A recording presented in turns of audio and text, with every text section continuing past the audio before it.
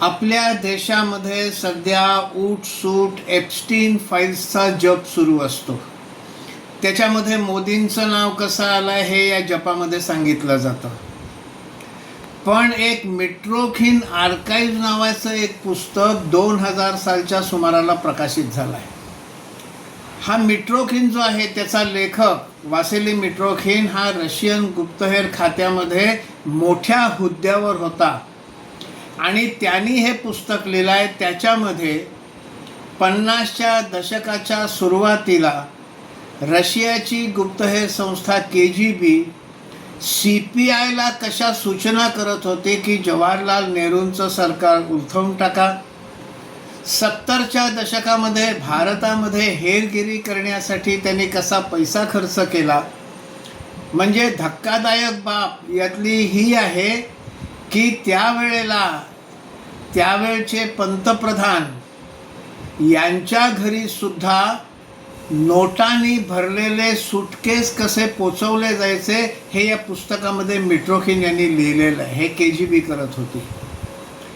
त्यावेळेला 1972, 73, 74, 75 वगैरे कालखंडात भारतातली 10 वृत्तपत्र आणि 1 वृत्तसंस्था हे KGBच्या पेरोल हा शब्द वापरला पेरोलवर होती. आणि त्या काळामध्ये भारतातलं जनमत प्रभावित करण्यासाठी हजारो लेख हे या वर्तमानपत्रांच्या माध्यमातून भारतात छापले गेले. वर्तमानपत्रात जनमत प्रभावित करण्यासाठी मंत्र्यांना कसे पैसे दिले जात होते आणि भारतीय विदेश मंत्रालय, संरक्षण मंत्रालय, गृह मंत्रालय इतकंच नाही तर इंटेलिजन्समध्ये सुद्धा कसे रशियन हेर माहिती मिळवत होते आणि रशियाकडे कशी माहिती जात होती याचं देखील वर्णन हे या मिट्रोखिन फाईल्समध्ये रशियाच्या गुप्तहेर संस्थेतनं उच्च पदावरनं निवृत्त झालेले मिट्रोखिन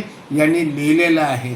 एप्स्टीन फाईलचा जप करण्याच्या ऐवजी हे मिट्रोखिन आर्काइव्ह जर एकदा वाचून काढले त्याच्यामध्ये त्याचा जो भाग 2 आहे त्याच्यामध्ये स्पेशल रिलेशन्स विथ इंडिया नावाचा एक चॅप्टर आहे.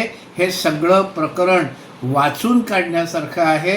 म्हणजे कोण देश विकत होता आणि कसा विकत होता याची इत्थंभूत माहिती ही आपल्याला मिळू शकेल.